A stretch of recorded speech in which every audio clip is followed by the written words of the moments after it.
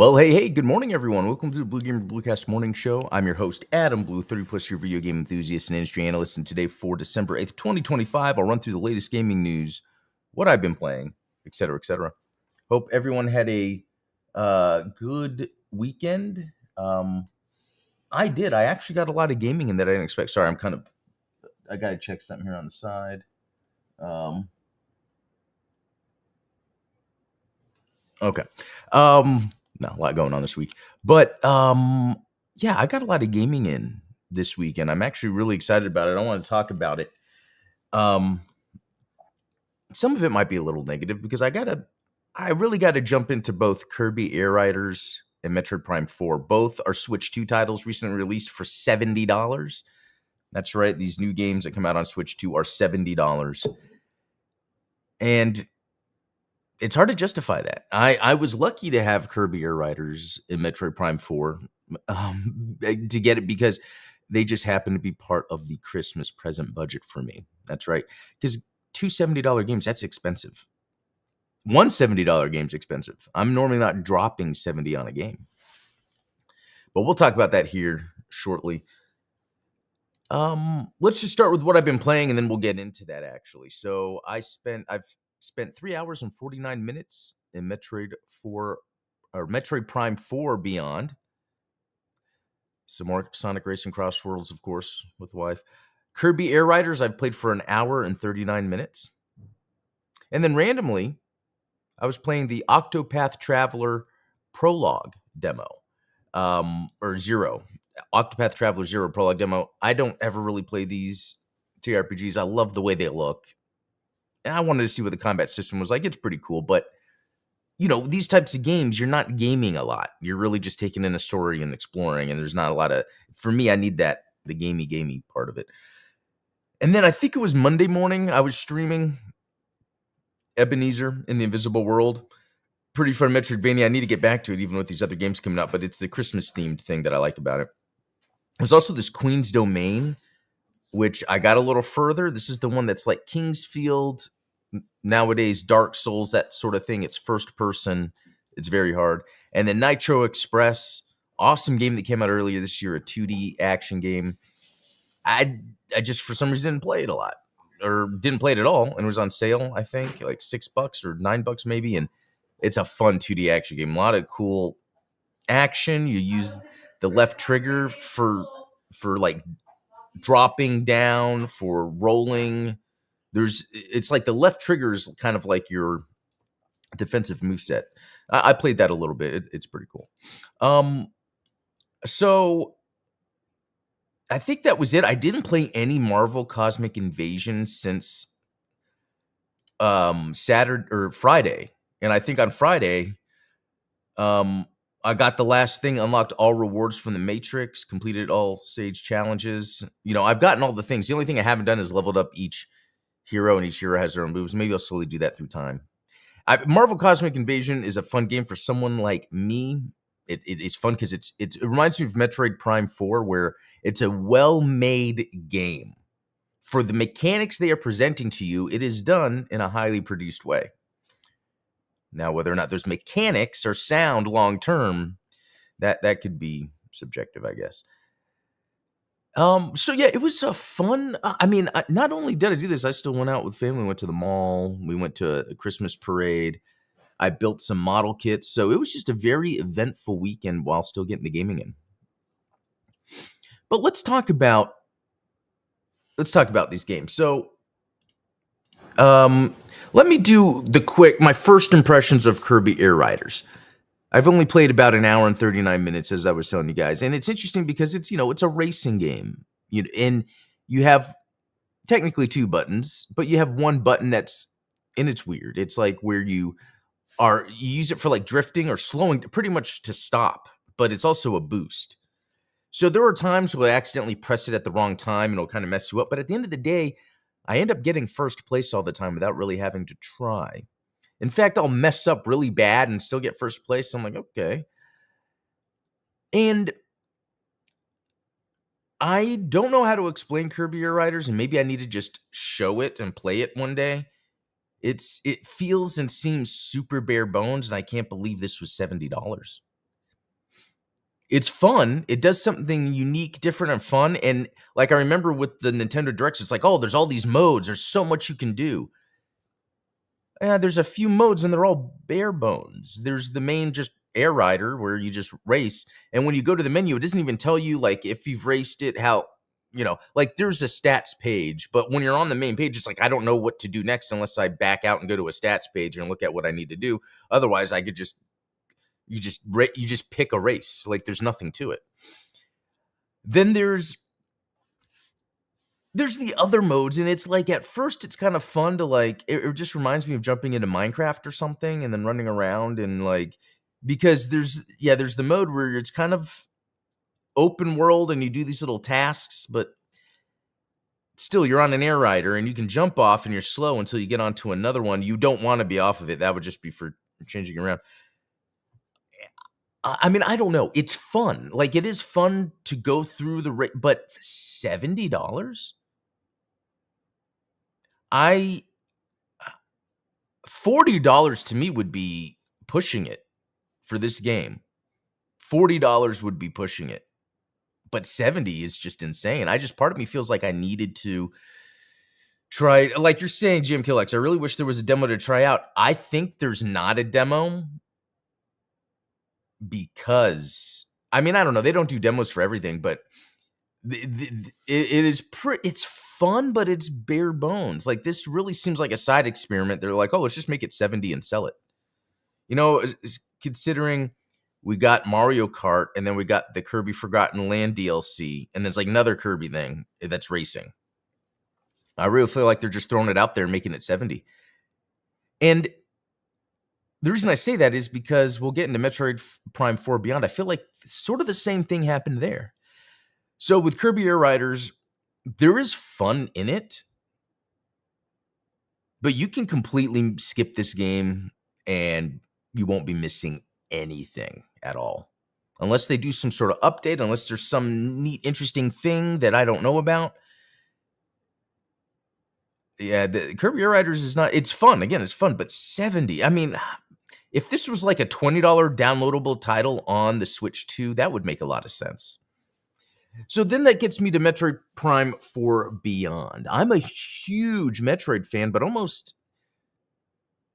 in a bad way. Like, I love the original. I love Super. Return of Samus is okay. And then when we got, it was this weird part of the 90s, the late 90s into the early 2000s where I was wanting another Metroid and they weren't doing it. And then they came out with Prime.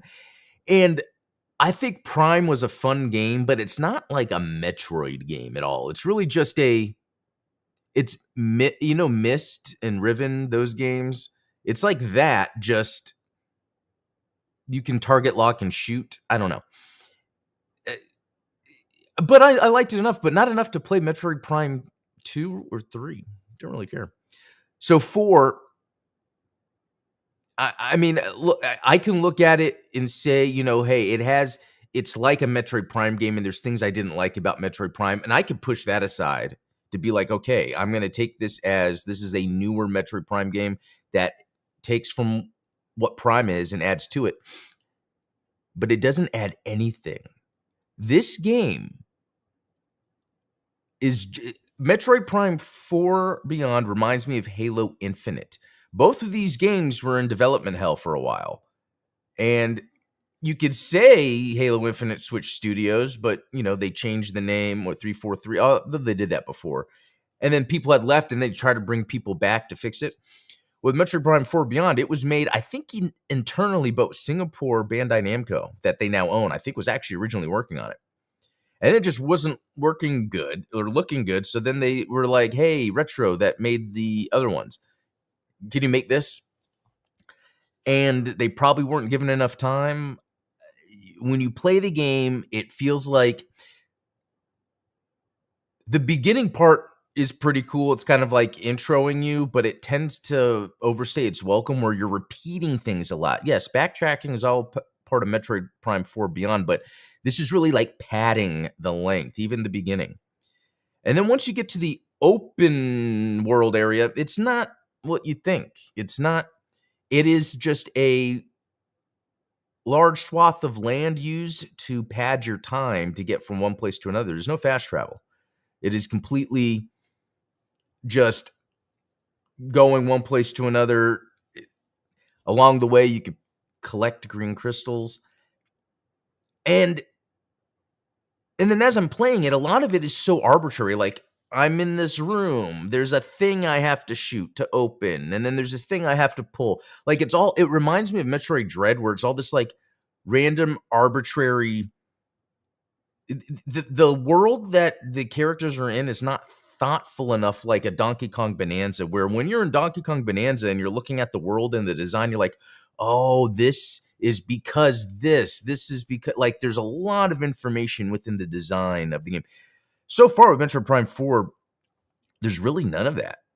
And so when I get to the open area, I feel like I'm playing the open area of Halo Infinite, where it's like, okay, this is cool, but it seems empty. It seems like nothing's really going on. So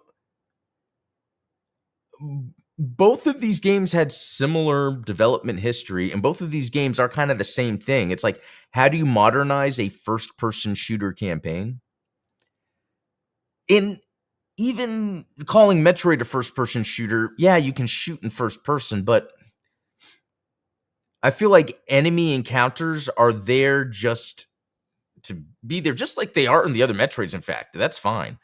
But it's just, as I'm going through the world, as I'm like, everything is completely arbitrary, just thrown in. Here's this, here's that. I don't feel any cohesion.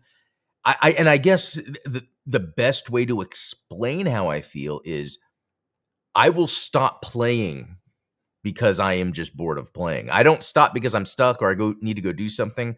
A lot of times in Metroid Prime 4 Beyond, it's been, yeah, I'm done playing for now. I'll come back to it later. And I hate it when that happens. It wasn't like that even with Marvel Cosmic Invasion, that I don't really like the combat system. I mean, I guess I should say it's not as involved I would like. It's not grabbing my attention like I would like. I still wanted to keep playing it until I was done. And I would have to go. And then I would try to come back.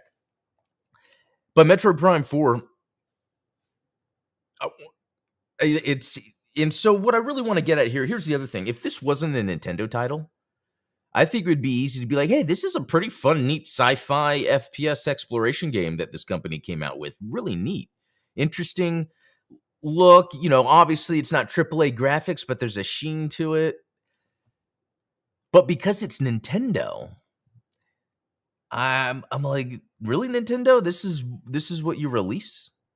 And they do this every once in a while with their games. And Metroid has been their main, for some reason, the Metroid series is the one. And not for some reason, they've explained Metroid's not that popular in Japan. It's more in the West. But even then, the sales numbers aren't always crazy for Metroid games. Like, oh yeah, let's look at that. Okay, Metroid series sales numbers, which could be part of the whole thing. So then it just makes me wonder why. Okay. Let me switch. Okay. Oh my God. So many annoying ads everywhere. Okay. The original Metroid, um, which it looks like they are adding like what they did with the GBA, which is okay. So, um, okay. So that's about 3 million. Metroid 2, 2. Super Metroid 1. See, look at that. Super Metroid is the worst selling. No, Zero Mission. Oh God. Yeah, because I remember getting to Fusion and being like, Fusion? And then Zero Mission? Other M. See, Metroid Dread. Oh, even Metroid Dread. See, even the original Metroid is the top-selling Metroid game. When it comes to the side-scrolling, the original Metroid. So they haven't since... And I mean, I guess you got the classic series and it's been a while, but still. Okay, with Prime, oh God. Oh God, it dropped off after Prime. Echoes, yeah, Hunters, Corruption. And then the trilogy, I guess that makes sense for the... Oh no, I was saying 6. No, that's still low too. Federation 4. Yeah, golly. I mean, if I'm Nintendo and I'm looking at this, I'm like, yeah, let's not put that much effort into it. Honestly. but it's there to be that game for the maybe million, part of the million sales, maybe that's like, well, this will guarantee you millions. I don't know. But I really do think they need to rethink what they're doing with Metroid. And here's the other thing to kind of prove my point. When people talk about Metroidvanias, Hollow Knight is all the rage. Even this year when it dropped, Shadow dropped. Like, shouldn't Nintendo be doing that with Metroid? Shouldn't Metroid be the like, oh my god, it's a new Metroid, holy crap. And then everyone's talking about it and it's a big deal. It's making people, oh, we got to move our game. And, it doesn't happen because it's really disappointing. So I'm going to leave off with saying that for $70, and let me do something here real quick. Sorry. For $70, Metro Prime 4 ain't it. There's no way. I can't believe that in Kirby Air Riders. I cannot believe Nintendo. And it's interesting because Donkey Kong Bonanza is so incredible to me. To me, Donkey Kong Bonanza from Nintendo is like at the top. It could be game of the year. I think it's between that and Sonic Crossworlds just because of the amount of time I'm playing Sonic Crossworlds with, my wife. That's pretty cool. But yeah, I don't know. So I just want to let you guys know that. Let me know if you have any questions about Metroid or Kirby Air Riders. Both of them, at the end of the day, they are games. They are fine games. They are fun. You will play them and you will enjoy yourself, but you're not going to be compelled to keep going. You're not going to be done and be like, oh my God, I can't believe that happened. This happened. Although I will say, and I can't believe I've left this out, one thing with Metroid Prime 4 Beyond, I think the thing I like the most about it, and it's kind of from the original games, is the boss battles. That is where there's a little more to do because not only do you have to shoot, but you also have to dodge. So you're aiming, shooting, and dodging, which doesn't happen in the normal game too much. So anyway, there we go. That's just Nintendo greediness at this point. Yeah, I think so. There's no reason for Kirby Air Riders to be 70. Even Metroid Prime 4 Beyond. Anyway, okay. Well, let's move on to. We don't have good news today. We don't have good news. So, Katsuhiro Harada, the guy behind Tekken for Bandai Namco, is leaving the company, and he made this cool little final mix. Which is funny. It's the same thing Jeff Keighley did with the nominees of the Game Awards. He made his own little cut. I like that these people are creating things. Wait, I can't skip unless I'm signed in. Okay, well. Anyway, check that out. If you were to search Tekken 30-year journey, Harada's final mix, he posted this 5 hours ago. Pretty cool. Okay. You know what? That is crazy because I thought I would be spending the entire time talking about Metroid. Actually, I have something else game-wise I could talk about. I totally forgot. Let's go back to, where is it? Dreams. So that's weird that it was on the 5th. Was it really the 5th that I played it? I guess so. I don't know if you guys heard, but Dreams has this Banjo-Kazooie game someone made in it. And maybe I should have had that prepared for today because I played it and I am shocked on multiple levels. One, it's that PlayStation has this game that can allow you to make a friggin' whole new game from the ground up. That's how good this Banjo-Kazooie looks. And they don't really push this, but also, how come there hasn't been a Banjo-Kazooie? Because what I played, it's actually fun. I kind of forget about it because it's not a real game. It's like, oh, I'm loading up my PlayStation to load up Dreams. But the Banjo-Kazooie game they have, so this is what's very interesting to me. You have some dude who just went into the PlayStation Dreams game and made Banjo-Kazooie, and it's free, and you can play it, and it's a lot of fun. But then you have Nintendo charging $70 for Kirby Air Riders, which is very little in content. There's not much to the game. Don't get me wrong, it's fun, but I think objectively the Banjo game is a lot more fun, yet it's free, made by one person. And Nintendo is charging 70 for this multinational corporate game.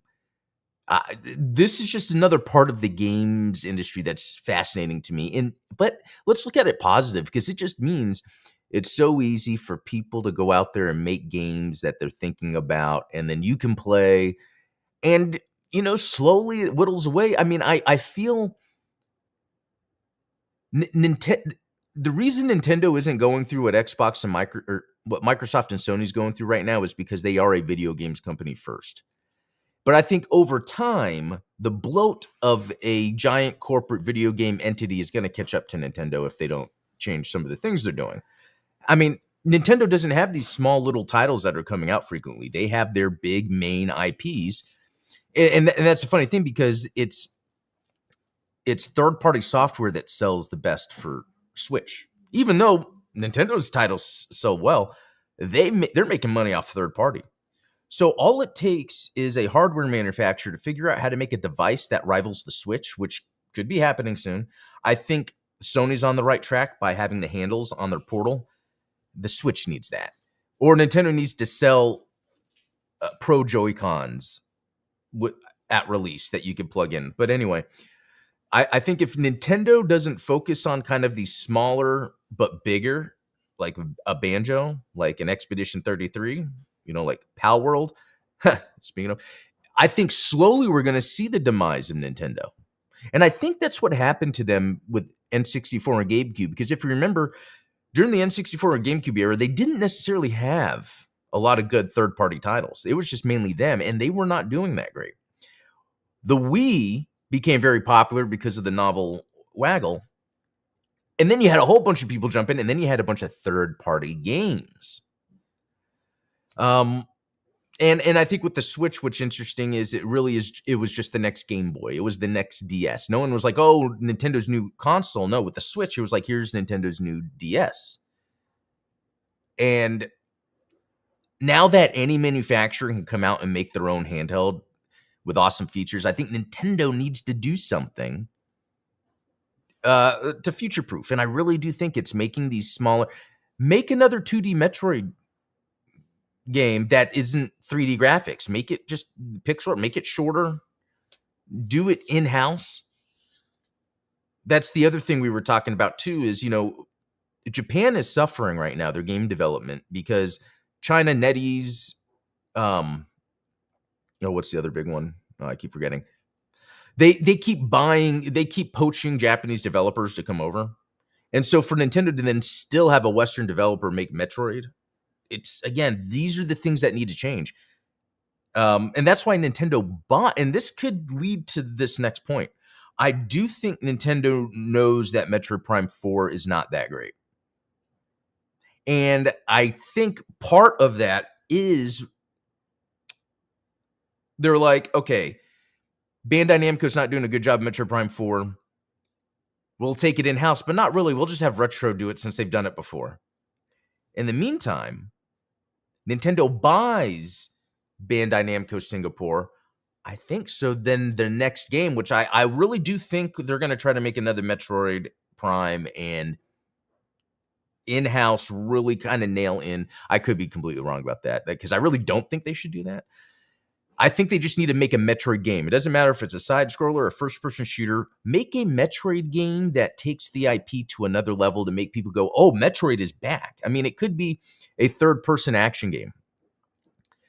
But at the end of the day, it needs to have interesting mechanics, exploration. The world needs to have meaning. Because right now, in Metroid Prime 4, everything's arbitrary. It's like, oh, a white wall there. Oh, there's an alien-looking thing there. Like, nothing really makes sense. And it's disappointing. Oh, hey, Steven. Nintendo could just make it easier to get in their developer program. They're easier than Xbox, but harder than PlayStation. Oh, that's interesting. Well, see, that's the thing, Steven. Since Nintendo makes most of their money off third-party games. And I feel like if they don't make smaller first-party games, I think that's it's funny. It's almost Nintendo would be in the same spot as Sony and Microsoft if it wasn't for the fact that Nintendo is a games only company. Because Microsoft and Sony have other divisions, they're like, well, look at how much the gaming division's doing. Let's change things up. But all of them are having trouble with exclusives. Yeah, it's all very interesting stuff. Okay. Well, I guess that was the show today. Today was really to kind of complain about Metroid Prime 4, Kirby Air Riders, Nintendo in general. They could be doing better. And look, it could be that people are having fun with these games, and the issue is the fact that I am 42 and I played a lot of games, so I have a certain expectation of games. So it could be the mainstream majority of people that aren't familiar with games are picking these up and having fun. But for someone that is familiar with games, when I'm playing those, I'm like, okay, those aren't what they could be, just like Halo Infinite. And we saw what happened with that, just like Concord with Sony. We saw what happened with that. So it's not like this doesn't happen. It does. I think Nintendo has a safety net. So, all right, guys, I'm going to head out. That was a lot of fun. I'll be back tomorrow with some more. It could be that, and I don't know, it could be that I change the time I do this. I'm not sure yet. I'm ramping up a new job. I'm going to have a slower week this week. So I'm going to kind of find, the time that's going to be necessary for me to do that. And then I'll augment from there. But yeah, I'll be back tomorrow some more. So until then, have a good one.